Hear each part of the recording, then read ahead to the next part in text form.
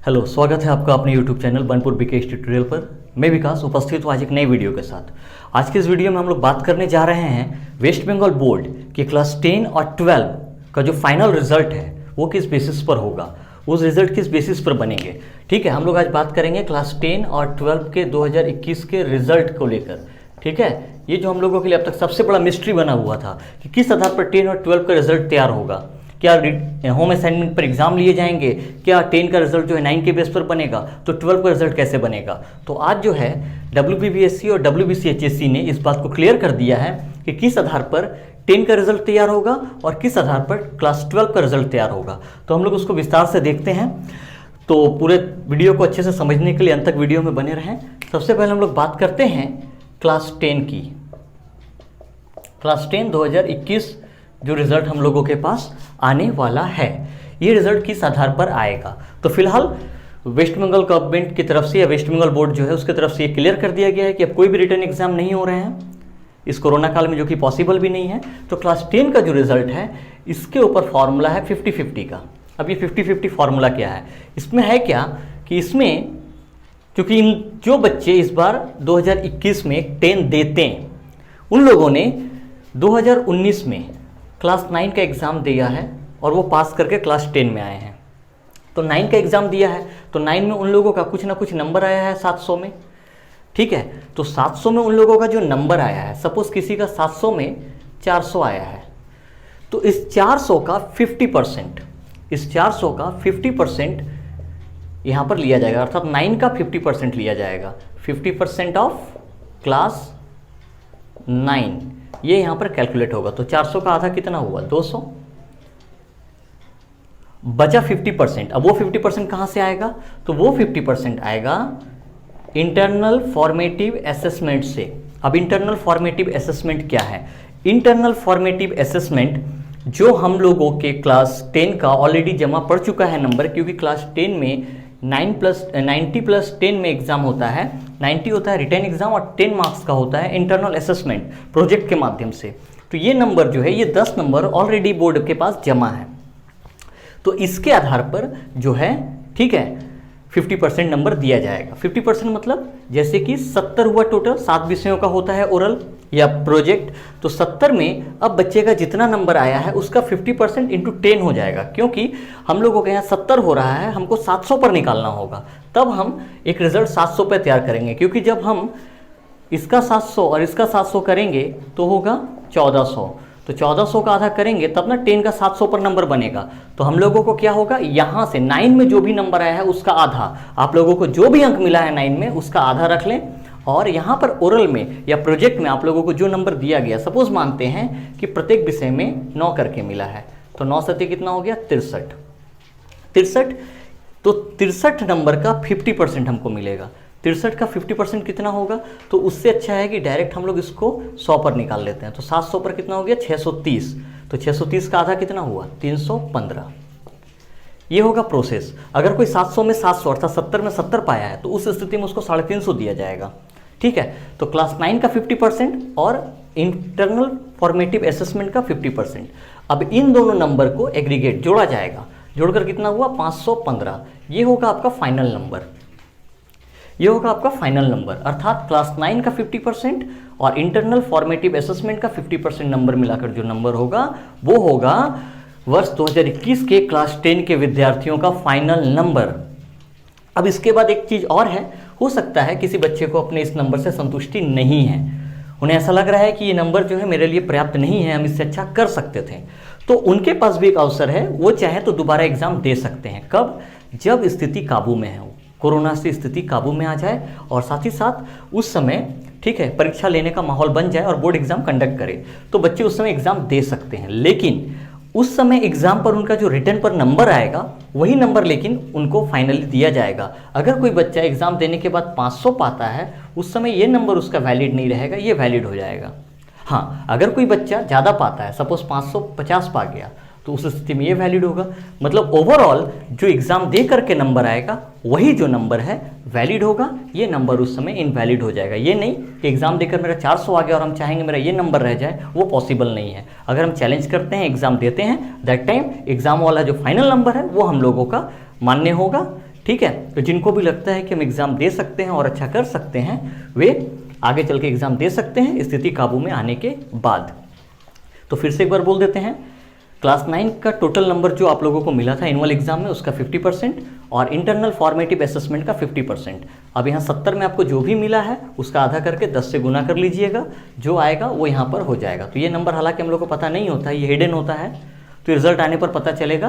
तो ये टोटल जो है प्रोसेस है क्लास 10 के रिजल्ट के बनने का। अब हम लोग बात करेंगे कि 12 का आखिर रिजल्ट कैसे बनेगा। तो 12 का रिजल्ट इससे थोड़ा सा क्रिटिकल है। क्रिटिकल क्या है तो देखते हैं और समझते हैं। तो 12 में दो तरह से एग्जाम्स होते हैं। दो तरह से क्या होते हैं, क्या होता है कि एक नॉन लैब्ड होता है, नॉन लैब्ड होता है 80 नंबर का और उसमें 20 नंबर का होता है प्रोजेक्ट, टोटल हो गया 100। और एक होता है लैब्ड बेस, यानी कि प्रैक्टिकल वाले एग्जाम होते हैं जिसमें रिटर्न होता है 70 का और प्रैक्टिकल होता है 30 का, ये भी हो गया 100 का। अब यहाँ पर बात आता है कि इसमें नंबर कैसे मिलेगा। तो पहले हम लोग 80 वाले पर समझते हैं, ठीक है, पहले 80 वाले पर समझते हैं, 80 वाले पर समझते हैं, फिर 70 वाले पर भी बता देंगे कि 70 वालों का नंबर जो है कैसे बनेगा। सपोज किसी का 80 नंबर का रिटर्न एग्जाम है, तो 20 नंबर का क्या हो गया प्रोजेक्ट, प्रोजेक्ट को हम अलग कर दे रहे हैं। यहाँ से इसको दो भाग में तोड़ा जाएगा, दो भाग में तोड़ा जाएगा। कैसे तोड़ा जाएगा, इसमें 40% वेटेज लिया जाएगा क्लास 10 के रिजल्ट का और 60% वेटेज लिया जाएगा जो क्लास 11 का एनुअल एग्जाम हुआ था। अब क्या होगा देखते हैं, हर एक विषय के लिए हम एक एक सब्जेक्ट के लिए बोल रहे हैं, वैसे अब जोड़ना होगा। तो वेटेज क्या है, अगर मान लेते हैं हम लोगों का कितना का नंबर का एग्जाम होता है 10 का 700 का, यानी कि 7 विषय का टोटल एग्जाम हुआ, लेकिन यहां पर 40% जो लिया जाएगा वो टोटल नंबर का नहीं लिया जाएगा, उन 4 विषयों का लिया जाएगा जिन 4 विषयों में आपके नंबर अच्छे आए हैं। ठीक है, मान लीजिए आपके 7 विषय हैं, आपने नंबर पाया 50, 55, 60, 75, 80, 40, इस तरह से नंबर आपने पाया है। उस स्थिति में क्या होगा, आपके जो बेस्ट 4 हैं 1, 2, 3 एंड 4, ये 4 विषय जो है वहाँ पर जोड़े जाएंगे। ठीक है, तो हम लोगों का पहले क्या करना है, पहले वेटेज लेना है। पहले हम वेटेज ले लेते हैं कि इसका वेटेज कितना होगा। हमको वेटेज कितना मिल रहा है 80 का 40%, तो 80 का 40% कितना होगा 80 गुना 40/100, इसका वेटेज कितना हो गया 32। ठीक है, अब चूंकि 4 सब्जेक्ट लिया जा रहा है, टॉप 4 लिया जा रहा है, तो टॉप 4 यानी कि 400। तो अब मान लेते हैं कि किसी को 400 में 200 मिला है, 200 नंबर मिला है, 400 में 200 नंबर मिला है। उस स्थिति में क्या होगा 200/400 गुना 32, यानी कि अगर आपका 80 नंबर का सब्जेक्ट है तो आपको करना क्या है, आप अपना क्लास 10 का 4 टॉप विषय लीजिए, नीचे 400 ऊपर टोटल नंबर गुना 32 कीजिए। अब हम इसको कटा कर देख रहे हैं, अगर आपका 200 आया है तो कितना होगा 4 एकम 4, 4 अठे 32, 8 दूनी 16, यानी कि आपको यहाँ से मिला, एक विषय का बात कर रहे हैं 16 नंबर। अब आते हैं 60% वेटेज ऑफ क्लास 11, ये क्या है। अब यहाँ 80 नंबर का है तो हम लोग 80 का 60% निकाल लेते हैं। 80 का 60% कितना हो गया 100, ये कट गया, कट के कितना हुआ 40, इसका वेटेज हुआ 48, इसका वेटेज हुआ 48। अब हम लोग देखते हैं 48 जो इसका वेटेज है, इस पर अब क्या होगा। अब यहाँ पर मान लेते हैं सपोज एक विषय है हिस्ट्री, हिस्ट्री आपने 11 में एग्जाम दिया था रिटर्न में आपका सपोज मानते हैं 80 में कितना आया था 50, 80 में आया था 50, तब आपको क्या करना है, आपको 80 में 50 आया था और गुना कर लेना है 48 से, तो 0 0 कट गया, 8 छके 48, 6 बचे कितना हो गया आपका 30 हो गया। अब हमको यहाँ प्रोजेक्ट में जो है, ये ऑलरेडी 12 का प्रोजेक्ट है, ये जो हम जमा पड़ चुका है, इस प्रोजेक्ट में सपोज आपको स्कूल से दिया गया है 20 में 18 नंबर, तब आपका फाइनल नंबर क्या होगा एक सब्जेक्ट का, अगर हम हिस्ट्री की बात करें तो 16 + 30 + 18, तो 8 6 14, हाथ में रहा 1, 3 1 4 1 5 1 6, आपका फाइनल नंबर हुआ 64। फाइनल नंबर आपका कितना हुआ 64। ठीक है, 16 10 46, 16 और 30 हो गया 46 हो गया, 18 जोड़ेंगे तो 54 10 64, ये आपका वेटेज आएगा। एक बार फिर से बोल रहे हैं 40% वेटेज ऑफ क्लास 10 में आपका जो नंबर आया था उसमें जो आपके 4 अच्छे विषय थे, जिन 4 विषय में आपका अच्छा अंक आया था उसको लेना है और 400 पर बैठाना है। 400 पर बैठा के गुना 32 कर दीजिए, आपका जो नंबर होगा वो 10 से एक विषय पर मिला। अब क्या है, ये हर एक विषय के क्षेत्र में ये लागू होगा। यहाँ पर जो आपको मिल गया वो हर एक विषय के साथ जुड़ेगा, आपको सिर्फ इधर एक एक करके विषय के साथ चलना है। सपोज अब हम यहाँ पर पोल साइंस के लिए जा रहे हैं, तो पोल साइंस में आपको मिला है 60 नंबर 80 में, तो 80 में 60 मिला है, तो ये तो हो गया 8 छके 48, 6 छके 36, तो 36 प्लस 16, अब प्रोजेक्ट में आपको 18 19 जो भी मिला वो जुड़ जाएगा। तो ये होगा आपका एक विषय का नंबर तैयार। ये 16 आपके हर एक विषय के साथ चलेगा, डिपेंड करता है आपने यहाँ कितना उस विषय में पाया था। इस तरह से करके आपका एवरेज मार्किंग करके नंबर तैयार होगा। अब हम लोग बात करते हैं उन विषयों की जो लैब बेस्ड हैं, अर्थात जिसमें प्रैक्टिकल होता है। प्रैक्टिकल में क्या होगा, प्रैक्टिकल में नंबर थोड़ा सा चेंज हो जाएगा। नंबर क्या चेंज हो जाएगा, नंबर जहां हम लोग अब तक 80-20 ले रहे थे, ये हो जाएगा 70-30, 70-30 हो गया। अब 40% का वेटेज कितना आ गया, 40% का 70 निकाल लेते हैं, तो इसमें उसको वेटेज मिलेगा 28 मिला। इसमें उसको वेटेज कितना मिलेगा 60% का, तो इसमें वेटेज मिल गया 42। ठीक है, अब यहाँ पर सेम वही बात बोल रहे हैं, अगर कोई 400 में 200 पाया है तो गुना 28 कर देंगे। यहाँ 2 से 2 बार में 4 और ये 14, यहाँ पर उसका हो गया 14 नंबर। अब आगे बढ़ते हैं, अगर 200 पाया है 400 में तब ये 14 होगा, कम बेसी होने से ये भी डिफर होगा।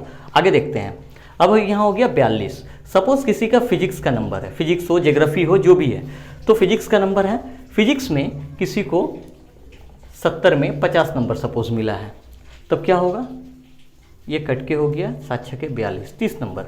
और यहाँ प्रैक्टिकल में उसको 80 नंबर मान लेते हैं मिला है, 28 नंबर, सॉरी 30 में 28, तब अब क्या होगा, ये 14, ये 30 और ये 28 आपस में जुड़ जाएगा, 72 नंबर उस क्षेत्र में उसको उस विषय में प्राप्त हुआ। तो ये अगर 70 नंबर वाला जो है उसमें भी यही प्रोसेस होगा, आपका यहाँ जो नंबर आ गया ये उसी तरह रहेगा हर एक विषय के क्षेत्र में, और बाकी विषय के साथ हम लोग इस तरह से प्रोसेस में निकालेंगे कि आपको 70 में कितना मिला है। ठीक है, उसके बाद हम लोग उस पर मार्क्स निकालेंगे, मार्क्स निकालने के बाद जो आपका प्रैक्टिकल में नंबर है वो एग्रीगेट होकर के फाइनल नंबर तैयार होगा। तो इस तरह से कुछ जो है क्लास 12 का रिजल्ट तैयार होगा। ठीक है, तो इसके बावजूद भी यहाँ पर एक उपाय ये है कि अगर आपको लगता है कि आप अपने रिजल्ट से संतुष्ट नहीं हैं तो आप फिर से एग्ज़ाम दे सकते हैं, फिर से एग्ज़ाम दे सकते हैं। लेकिन कब, तब दे सकते हैं जब स्थिति काबू पर हो, जब कोरोना के केसेस ख़त्म के कगार पर हो, एग्ज़ाम कंडक्ट करने की स्थिति हो, तब आप एग्ज़ाम दे सकते हैं। लेकिन उस स्थिति में जब आप एग्ज़ाम देंगे तो आपको एग्ज़ाम के द्वारा जो नंबर मिला है वही फाइनल माना जाएगा। अगर आप अभी फिजिक्स में 72 पाए हैं, उस समय रिटर्न में अगर आपको 65 मिल जाता है टोटल, अगर सब प्रैक्टिकल वगैरह ले करके, तो ये नंबर आपके लिए मान्य होगा। हाँ, अगर आपको 80 मिलता है तो आपको 80 भी मान्य होगा, लेकिन ये नंबर उस समय इनवैलिड हो जाएगा, इसका फिर काम नहीं है। यानी कि आप एग्ज़ाम दे करके जो नंबर प्राप्त करेंगे वही नंबर आपको फाइनल माना जाएगा। ये था वीडियो। अगर वीडियो समझ में आया हो तो लाइक करें।